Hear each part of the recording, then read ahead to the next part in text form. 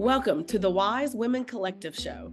Join hosts Lynn Schuessler-Williams, Holly Hartman, and Brooke Haynes with their inspiring guests for conversations that fuel personal growth, career success, and community impact. Tune in to connect and amplify your power, because when women rise, the world follows. Hello. Welcome to the Wise Women Collective. We are so excited to have you with us. I'm Lynn Schuessler-Williams, and my co-hosts Holly Hartman and Brooke Haynes are with me, and we are thrilled to introduce you to our guest for today's episode. Lisa Marsh is the creator of Ms. P's Gluten-Free. She is a remarkable businesswoman. She has grown and changed her life as an adult in so many ways, and she has a remarkable story. And we can't wait to share all of that with you. So, Lisa, welcome to the Wise Women Collective Radio. Yes. Yay! Welcome. Thank you, ladies. I'm so elated to be here. How are you guys doing during this holiday season? Oh my gosh. Yes, y'all. We're recording this right before. Yes. Well, right in the midst of all the December holidays. Here we are. Yep. And it's a big deal. And we actually, Lisa has holiday specials on her website. We had to make Brooke stop shopping so we could record this. And you also had to make me shut my mouth when I was looking at the cookies. Yeah, that's right. That's right. Well, I wouldn't tell that part. But Lisa, I know you have a remarkable story. And one of the things we love to do is hear the stories of remarkable women. And that includes you. So tell us a little bit about how you got started on your entrepreneurial journey, because you didn't start out as a business owner in your career. Not even close. Right. I actually started my career in federal law enforcement. I worked for the Federal Bureau of Prisons for 27 years as a correctional officer, starting, then moved into management and retired as the supervisor of education for the Metropolitan Correctional Center in Chicago. So 27 years in federal law enforcement. So I went from corrections to confections or from CO to CEO. So it has been quite a journey. I started Miss P's while still working full time for the federal government. I would get up at 5 a.m., get ready to go downtown Chicago, do the work all day, get home at 5 p.m. and work until 12 midnight and rinse and repeat for 2 years before I said, okay, maybe it's time for us to truly transition full time into Miss P's Gluten-Free, which we did. And even then, it was very, very scary because my husband continues to say, who gives up a six-figure job to make nothing? And for years as an entrepreneur, if you started where I started, it is very, very little to start with. And I kept saying me, because I have this vision. I have this need. I have been gluten-free since 2009. And unfortunately, 2009 was the same year I lost my mom. So for me, discovering I needed to be gluten-free, losing my mom, and then the health issues that I continued to have, I had the acid reflux, digestive issues, I mean, suffering for years.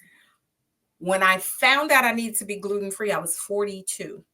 And then the doctor was like, oh, if you had a spastic colon while you were in college, it was probably gluten back then, but nobody knew anything about it. So for years, I suffered like, what is happening? And finally, when I got the diagnosis, I went looking for good gluten-free products. And in 2009, everything tasted like sawdust. I said, no, I cannot maintain this diet eating these things. So I began baking, and I would take these baked goods to the federal prison, to the staff, and they were like, girl, we don't know what gluten-free is and we don't care, but this is good. We want this. I was like, oh, okay. And then somebody said to me, oh, they should be in stores. Watch what people tell you. Yeah. Because what they didn't say is how challenging it was to get in store and stay in store. So our first retailer was actually Whole Foods Markets. So we are so grateful. They taught us the retail game. They taught us about invoicing. They taught us about delivering. And the Whole Foods we went into was in the roughest part of Chicago, which is called Inglewood. So I would get up at 4:00 in the morning, go make the delivery in Inglewood, and then head to work downtown. So needless to say, I probably didn't think things all the way through, but it worked out. It worked out because now we're in all of the Mariano's locations. We're even in a store called Vintage Grocers in Malibu, California that we love, love, love. Somebody had to go to Malibu. I was like, okay, I'll go. It was amazing. The store is right across the street from the beach, and I absolutely adored it. We had a great time, and we sold out of our product in Malibu, letting people know healthy eating, good to you, good for you. That is a win-win, and that is what we are about. Eating healthier and cleaner, moving more, living better. I love it, Lisa. So amazing and so fun. I remember that trip to Malibu. I saw the pictures from that trip, and just amazing. So, it's quite a journey to go from correctional officer to CEO. Yes. and a CEO of a retail product that's going into retail settings in a wholesale way. Like, that's a lot to learn, right? And just, I have so much respect baked into, no pun intended, how I feel about your business journey. I mean, it is just an incredible thing to see. What would you say was the biggest thing you overcame along that journey to where you've gotten to today? I think for us, for me in particular, I had to overcome so many obstacles. The first one I will always say is mindset. I was raised on the south side of Chicago where we had very little. And there was 6 of us growing up. And people would say to my mom or my dad, or say about them, oh man, them kids ain't got a chance. So overcoming those stereotypes, overcoming those things that have been played in your head over and over and over, to tell yourself, yes, you can. You can do this. I think that is the first obstacle, because once you get that mindset of, yes, I can, and move out of my way because I'm coming. Simple as that. And then just dealing with a lot of the naysayers. Your family thinks, what's wrong with you? Who goes this long and you don't have no money? What is happening? And then raising capital, understanding that a lot of businesses are able to get runway because they raise lots and lots of funds. Businesses that look like me don't usually get that. Venture capital goes to less than 3% of minority and female businesses. Wow. 3%, which means 3%. 97% goes to everybody else. Wow. So you get a lot of no's. You get a lot of So for me, I had to start saying, okay, that no doesn't really mean no. They mean not right now. So let me just keep moving forward. Let me just keep going. So yeah, that's an incredible statistic to hear, and an important one for all of us to understand, I think.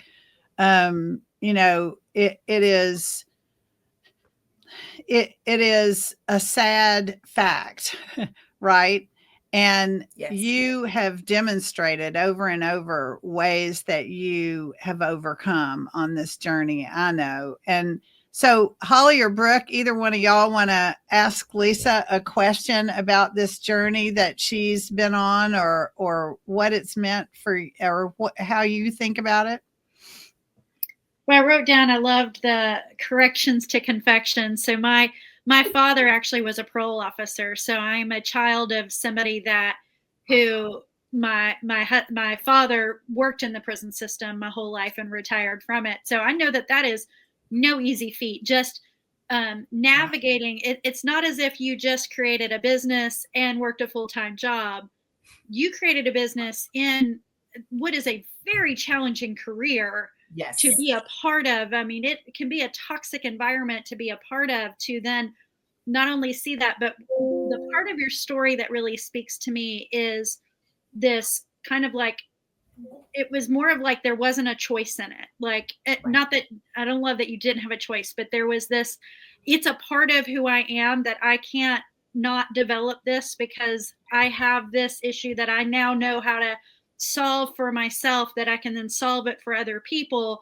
That you leveled up in that, even in that unknown charted territory. Like you said, only 3% of people get funding. You're like, and okay, so that just means there's not a path there yet. Like you're doing the trailblazing with trail mix, or it's granola mix, but we'll just call you the trailblazer of the trail mix. But it's beautiful to watch that. I'm curious when you talk about the funding, because I work with a lot of women, and this is a topic that we talk about. Was there one moment where, like, you, because I assume you have gotten some capital at this point, some runway. Yes. Was there one of those that you like did you have to do a pitch competition? Did you meet with them? Like, can you paint you don't have to say who they are, but could you paint the picture of when that like went from a no to a yes? Like, what did that feel like and what happened? It feels like you convince people to believe in your dream. And to me, that's exactly what it was, because I entered my first pitch contest with Sunshine Enterprises of Chicagoland. And I was like, I don't want to pitch. Who's got time for that? But when they gave me $4,000 for this pitch contest, I was like, how do I sign up for more? Where do I do that? Because as an entrepreneur, you have to look for capital wherever you can. So pitch contests, microloans, grants. We have gotten grants from the Be Good Foundation, from Beyonce Knows Carter. We've gotten grants from UPS. We've got grants from BMO. We just got a grant from the city of Chicago. So grants, microloans, pitch contests, they can really help kind of lengthen that runway we need so that we can get our customers and consumers to know, like, and trust us. And that takes time. Mm-hmm. And time you don't have when you don't have capital. Right. Mm-hmm. That's amazing, Lisa. I love the way you talk about the runway, because that's such an important part of the experience of so many women who are stepping into an entrepreneurial journey, and they've never had that before, right? They didn't come up that way, right? They've been in some sort of job, and now they're stepping out of it. And this idea that there's a runway that gets us, to the point of successful launch, right? Yes. And I don't just mean launching a product. I mean the launch of, like, now I'm running a successful business, right? Yes. That's a great analogy and a great way to think about it. And I think so many people give up because they don't have enough runway. Yes. And I love your story that shows us that you didn't. Brooke, what about you? You got a question for Lisa? Yeah, well, to wrap up on what you were just saying, want everybody to take that in. 9 years. Yes. Yeah. 9 years today. 9 years today. Today. That's right. 9 years. I'm going to cash in on it being today too, because I'm getting the cookies for $3. I'm like, that was the jaw mouth opening thing that you saw in the beginning. I'm like, oh. Nice. I'm so excited. Yes. And there's a couple things. I have a couple questions, and I know we'll see how the time goes. But the first one, I want to kind of extend off what Holly was asking and talk about when you started this journey. I met you 3 years ago, maybe it was around 3 years ago. Because you were in one store. Yes. And you were still in the thick of things. Like, oh yes, trying to figure it out. Look, feeling like this. Okay, I'm gonna figure this out.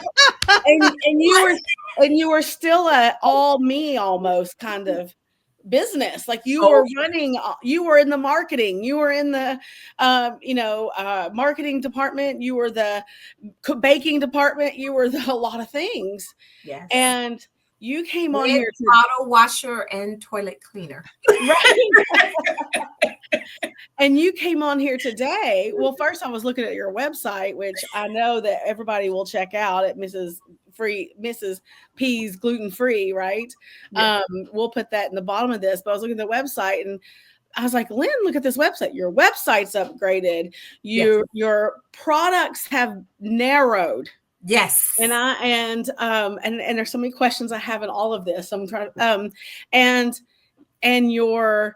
when you showed up, your confidence had soared.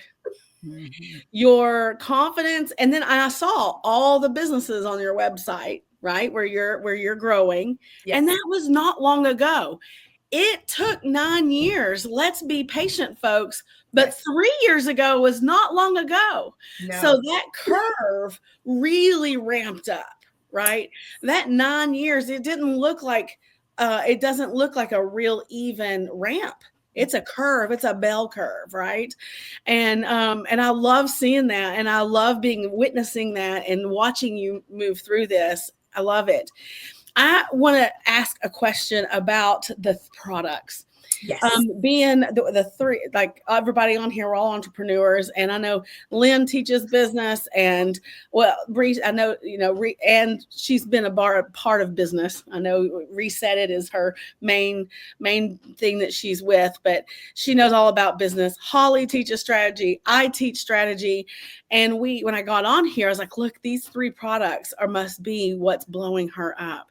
And can you talk a little bit about, as entrepreneurs, we want to offer the world to everybody, right? Yes. We want to offer it all. And the more products we have and the more ways to make money gives us money, but it helps us help more people. And as women, we want to help more people. Yes. But we also know, even if we want to admit it or not sometimes, that when you dial in on what works, it really, really is helpful to your clients, to your market, and for yourself and your business. What was that process look like that took you from several products to dialing it into these 3 products that are just blowing up? Yes. For us, a lot of it is discovering what you want, and then being able to write that down, revisit it. And then once you figure out what you want, then you can take those steps in between to get there. But it's okay, do I want to be a local business? Do I want to be a national business? What do I want to be? Once you determine that, then you know what steps you need to take. And if you don't know, that's when it's time to ask for help. And I think for me, and for a lot of us women, we don't like to ask for help, y'all. That's probably why it took me 9 years. No, but now I call Sunshine Enterprises. I call EY. I'm a part of the Entrepreneur Access Network through EY. I call all kinds of organizations and work with many organizations who are helping us to get to the next level. I have had to be very, very honest with myself because I've always been that do it yourself girl.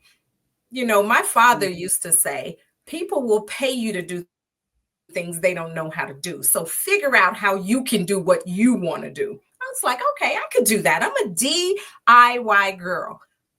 I was able to build this to a point where I didn't know what was next. I didn't know how to get to the next level. So I had to find those people that I know, like, and trust who can help us to get to that next level. Because I didn't come from retail. I didn't come from entrepreneurship. I am the first in my I'm many a first, the first to graduate from college, and there were 6 of us. First to graduate from college, the first to work 27 years in federal law enforcement, the first to open a business. And so the people that I love the most, I can't call and say, hey, how do you do this? Because they didn't know. Right. So I had to broaden my network. I had to seek out help. How do I get from where I am to where I want to be? What are the best ways to do that? Who are the best people to grow with? And who are some people that we need to avoid along the way? So right. I could imagine. Yes. You learned who was here for you and who was here for your best interest. And while I love all of that. Like I'm so following the story and the journey as you're talking about this, and it makes my mind want to talk about all those things. I have one more last little question about this particularly. When who helped you, or how did you come to the realization that you needed to do less to make more? Yes. I think along the way, along my journey, reading, comprehending, listening, and taking all kinds of accelerator classes, cohorts to get me to the next level, to understand how business works, how we move, what we need to do, and listening to people say, you can't pour from an empty cup first. So if I'm running around doing everything, I'm depleted. I can't. Yes. But if I can find those people that it's easy for them to do, that it's easy to do marketing, it's easy to do ads, it's easy to do websites, because it wasn't easy for me. I was like, what? How do I do this? But getting that help, understanding self-care, because my sister completely tells me, can you get some work-life balance, please? Because you're a little out of sync. Like, okay, I hear you. But really knowing what our limits are, and knowing, for me, where my help comes from. Because first of all, it comes from him up there. Whoever him is for you, I know who he is for me. Yes. Much prayer. Much seeking out what I know, what I don't know. And then I am loving listening and reading to books. I read this book, 3 Feet from Gold, where it says that most people quit when they're this close to that breakthrough. And I'm like, oh, I can't do that. I can't do that. We got to keep moving. We got to keep going. So that's always my thing, just putting those feet in front of the other and just keep moving forward. You run into these obstacles and you just got to jump over them, go around them, or go through them. Just keep going. Thank you. I love that. I have so many more questions, but I know just for the sake of time, I didn't want to pass this over. And I know everybody's got so many great questions. Well, I love hearing this, that message that you just said, Lisa, about 3 feet from gold, right? Mm-hmm. So many people, they want something and they get stuck in the energy of the wanting it, as opposed to the energy of the achieving it, or the doing it, or the creating it, or the whatever it takes, right? And that's what I think you have been such a shining example of, is, taking what you knew you were creating and finding your vision for it and sticking with your vision for it and all those things. If you had one wish for what you would say to women about what you hope women take from your story, and what you would love to see women accomplish in this world, what would that be?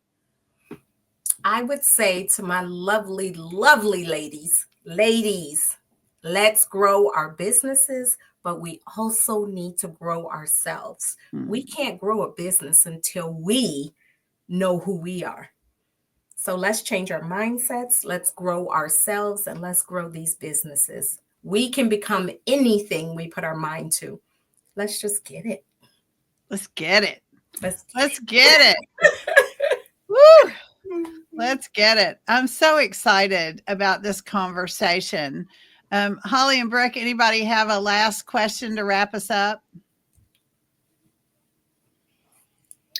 Where do you see yourself moving in the future? You've had this amazing bell curve and this amazing trajectory. If you were to say in the next year or 6 months, or what's that like, we're coming into the new year, is there a new goal or a new thing you're trying to get to?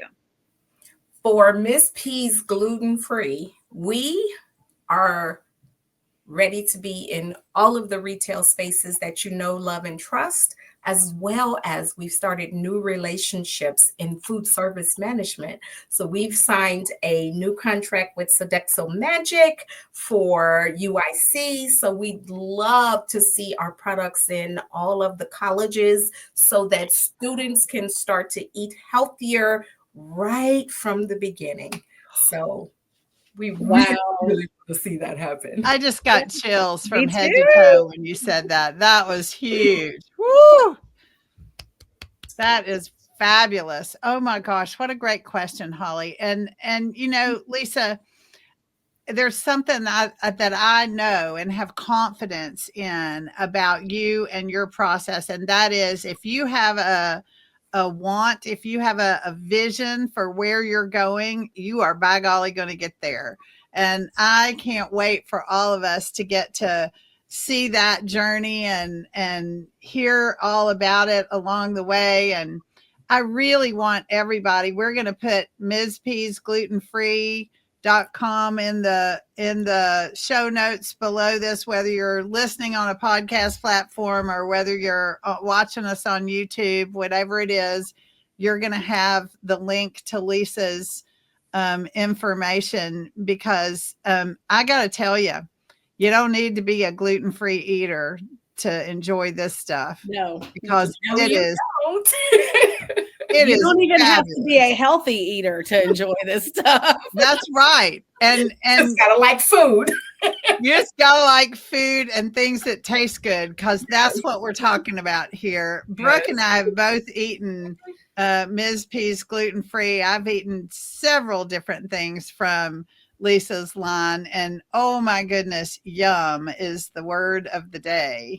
So yeah, everybody's going to want to check it out. And Lisa, we're so grateful you were with us today. Thank you for spending time with us and sharing your story and your journey. We're loving having you here, and we hope you'll come back sometime and give us an update.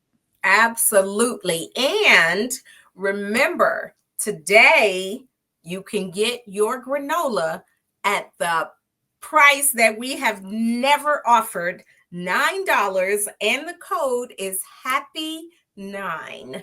Happy 9. Go ahead and order your Miss P's gluten-free and start your year off right. That's right. Oh my gosh. We're so glad you were here, Lisa. Thank you for coming. Holly and Brooke, thank you so much. Everybody, join us in the Wise Women Collective in our community. You can find all our events and everything at wisewomencollectivehq.com, and the link to that will be below too. Have a beautiful end of 2024, everybody, and Happy New Year. To you all. Take care.